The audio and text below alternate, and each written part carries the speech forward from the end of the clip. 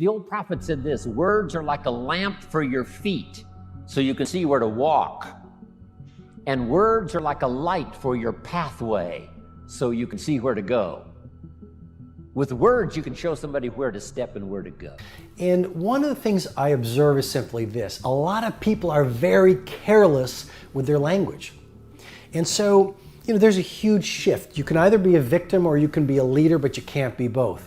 And if you look at someone who is a victim, a lot of their victimhood comes down to the words they use. I mean, the words you use either lift up your energy, the words you use either make you more creative, the words you use either allow you to do world-class things, or the words you use deny your talents. The words you use could reduce your energy. So you have a choice every day at work and at home and out on the streets with strangers. You can develop a victim vocabulary or the language of leadership. Well, words are powerful. I mean, words have destroyed nations. I mean, think about the great dictators. Their words of hatred, their words of toxicity, their words of breakdown caused the people around them to do sometimes incredibly terrifying acts. And then you look at people like a Nelson Mandela or a Martin Luther King Jr. or a Mother Teresa. You look at the great business builders. You look at humanitarians. You look at a lot of the great artists, and they were so careful with their words. And their words lifted people up. You look at a victim, and they say things like, "This is a problem. I've got a problem right here." Or, "I'm really scared about this." Or, "I hate that client." Or, "I hate this work." Or, "I'm sick of this day." Or, "I'm exhausted." Or, "I don't like that." Or, "She never likes me." It's literally the language of toxicity. And the words you use really are like a context or a framework or a stained glass window on the way you see the world. I mean, here's a game-changing insight. You see the world not as it is, you see the world as you are. You see the world through a lens, and your language forms that lens of belief. I mean, your lens of belief and your personal filter on reality is not really a true filter on reality. It's just the filter on reality that has formed as a result of all the words you've picked up from the moment you were born. So when you were a little baby, your mom and your dad used the language that they were taught when they were kids to use. And if they use the language of victimitis, and if they use the language of victimhood, like, "Well, you can't do this, I hate this, I'm tired of this, money doesn't grow on trees, be ordinary, if you're successful, you'll be hated." All that messaging that we pick up from our parents and the media and the world around us and our peers, the little kids that we used to play with in the playground, or the friends that we had as teenagers, that will either lift us up or tear us down. And so the right angle turn for you to create exponential energy, mindset, productivity, creativity, results in the world, results in your life, comes down to, in part, a really intelligent use of your words. Most people are really unconscious about their words. And that's why most people are not getting rare air results. So what are some of the words I encourage you to shift from? Well, don't talk about what you hate to do, talk about what you love to do. Don't talk about problems, talk about opportunities. Don't talk about what makes you tired, talk about what makes you inspired. Don't talk about your past, talk about your future. Don't talk about what broke your heart, talk about what opened your heart. Don't talk about what dispirits you, talk about what you are fueled by. Don't talk about the things within your life that are not working. Talk about the things in your life that are working. Don't talk about your pain, talk about your pleasure. And if I were sitting with you right now coaching you, I mean, I am coaching you, and what I would encourage you to do as soon as I finish this mastery session is pull out your journal. And if you're not journaling, please start journaling, because journaling is a ritual you want to install into your days.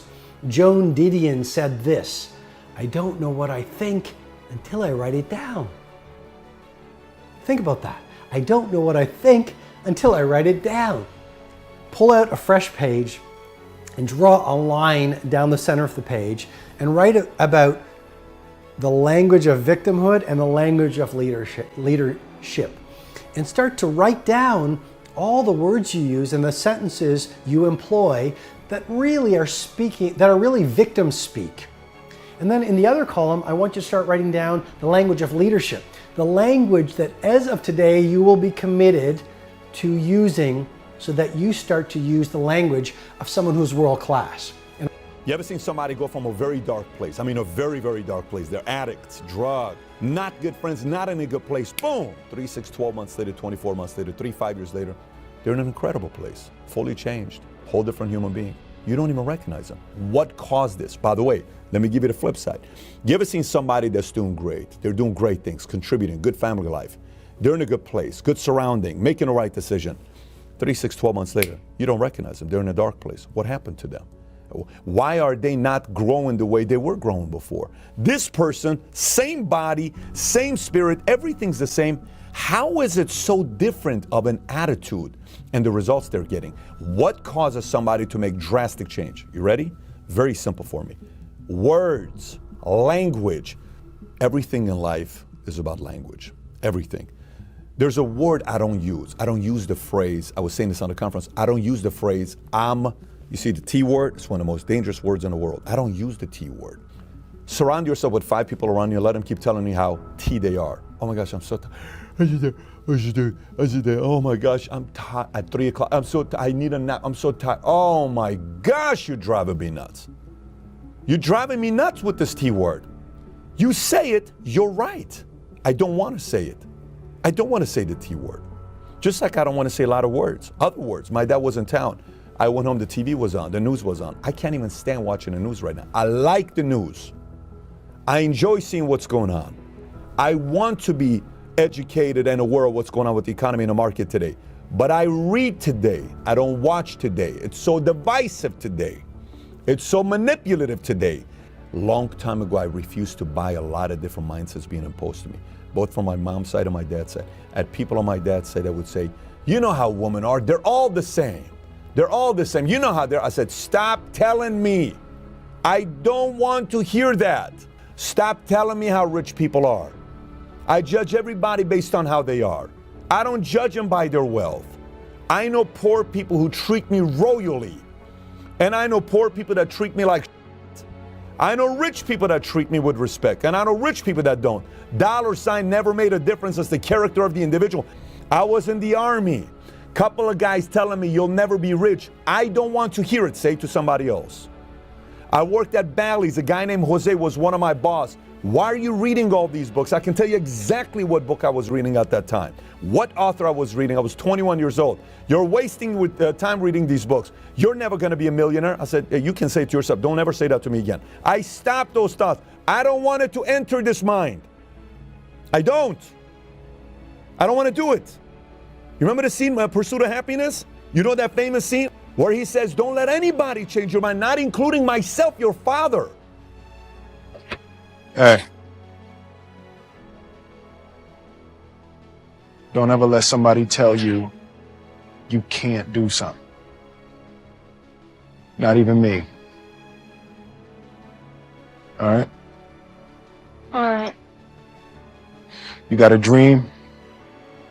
You got to protect it. People can't do something themselves. They want to tell you you can't do it.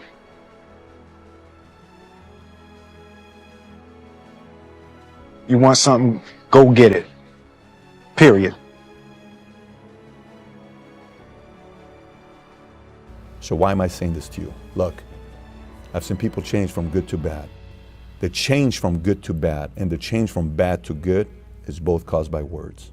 Be very careful what words you use. Make a list of certain words that you use that don't serve you well. What are those words? Your kids are listening to you. Your siblings are listening to you. Your peers are listening to you. The people who work with you are listening to you. Are those effective words? No? Stop using them. Add them to a list. Say, moving forward, I don't want to use these words. You use them once, be aware. Not going to use it again. Then, what words do you want to add to your repertoire? What words do you want to add to your dictionary? Start using those words. And people around you, when they freely throw words around, stop them. Stop them. Don't let them use it around you, because a form of you not saying anything means you're accepting those words. You don't have to accept those words. You get to decide that. So my challenge to you, make a list of the words. And those that don't produce results, replace them with some good ones. And then go keep talking about it over and over and over again, and watch yourself go from wherever you are right now to an incredible place. The sacred writing says this: faith comes by hearing words, good words. Somebody who well chooses their words and delivers them with uniqueness can inspire faith for somebody to believe the most impossible things can be possible. And that excitement of possibilities comes from hearing or reading unique words. One of the best phrases I could give you for the day, here it is: don't be lazy in language. Don't be lazy in language, because the gift of language can create a career. It can help somebody see the way into the future. It can help somebody change from who they are to who they would like to be. It will help you to see the gift of your own intellect. There's an innate vocabulary in all of us that helps us to see, helps us to translate what's going on in the world, what's happening, so that we can make good decisions instead of poor ones. We can make less mistakes this year than we made last. One of the major things to pray for is to be gifted in language, because it can have such a dynamic effect on your children. It can have such a dynamic effect on your business. It can have such a dynamic effect on your customers. It can have such a dynamic effect on your business partners, that not to continually get better and better at the gift of language would be a great mistake. So jot this down. Make one of the books a very important book, and that is the dictionary. Come to a word you don't understand, you look it up. So what is this word? Vocabulary. You need the practice. Practice everywhere. If you're going to give someone a gift and send a little card, practice making this little card something they'll keep and remember for the rest of their lives. Not ordinary, extraordinary. Not like everyone else, different than everyone else. It's the practice of using your gift of saying things another way until a light turns on, another way that expresses something heartfelt that the standard ordinary language wouldn't express, couldn't reach, couldn't paint these mental pictures. It's okay to give flowers, but don't let flowers do all your talking. Flowers have a limited vocabulary. Guess what flowers say? You remembered. That's about all they say. Flowers don't say, nobody in this world affects me like you do. Love. See, flowers talk, but they don't say that. That you got to put in the little card. Nobody in this world affects me like you do. Love. And then you sign it. And see, long after the flowers are gone, somebody's going to keep the words. The words are more powerful than the flowers. So don't let flowers do all your talking. See if you can't choose the words that are meaningful, words that are unique. And the more you do this, practicing every little occasion to say something well, every little occasion to say something well, whether it's a little talk to the family gathering, or whether it's training, or whether it's inspiring, or a little class on Sunday morning, whatever it is, keep improving, find a new way to say it, a new illustration, a new story. You'll get better. When my wife Judy and I parted ways, wow, that was a unique experience. I wrote this little note: Dear Judy, as often as the night comes, so does my sadness. As constant as the day arrives, so is my love for you. I wish for you and I wish the best for you, and I understand that dilemma. My life is here where you touched me. If ever you would call, I would be there to be touched again. It wasn't very long, it was just a few words, but I tried to express what was going on in my heart and soul at the moment.